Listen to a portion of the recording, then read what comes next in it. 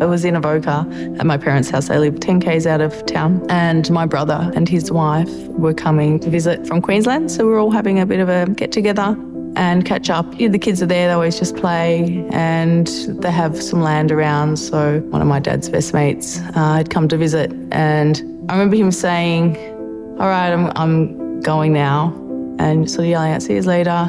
And I just remember hearing a thump, and my dad saying that was one of the kids, and then my initial thought was, I'm the only one with kids here.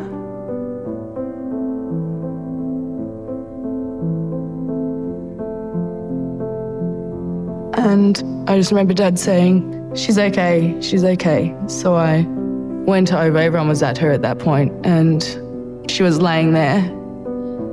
And I just remember looking at her face, and she had so much fear in her eyes, and they were just wide open, and her mouth was clenched, and she just had her teeth showing, and she was just making this grunting noise. There was no crying, and she was just looking at me just with horror in her eyes. At that point, we didn't really know what to do. There was so much panic and so much I just knew we needed to get her to a doctor, to a hospital. So that's all we could think and what was the quickest and fastest. We didn't call an ambulance, we didn't do it, we just picked her up and went.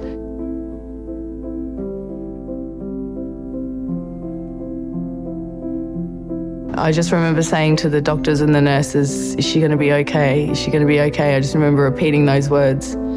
They took her in and they came out and they said she was internally bleeding. She had some broken bones, what they could see, so she had a fractured pelvis at the front and the back. And her spleen had a grade 3 laceration, so that's where the bleeding was coming from. But her head, her brain was fine. So that was huge. So at that point, we needed to get her blood and get her to Melbourne as soon as possible. So I know we arrived in Melbourne around 1 a.m. and the accident was around 2 p.m. So it was quite a long time.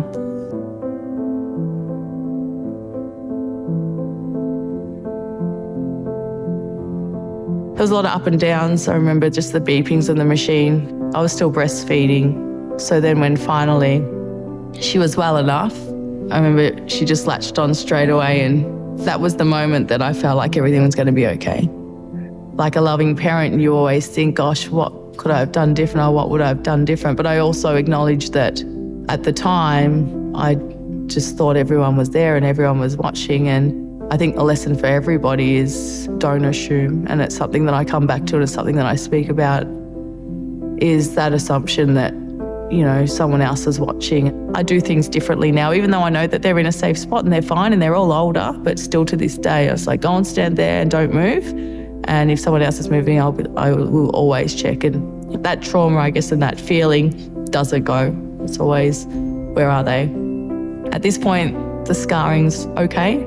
And, you know, it's something that I'll always check in with her as she gets older. And all through her life, I've always spoken about those scars represent life.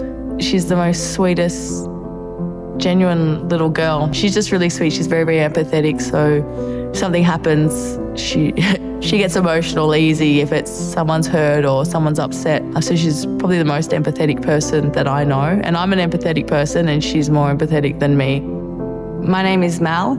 I'm Sierra's mum. Hear my story so you don't have to live it.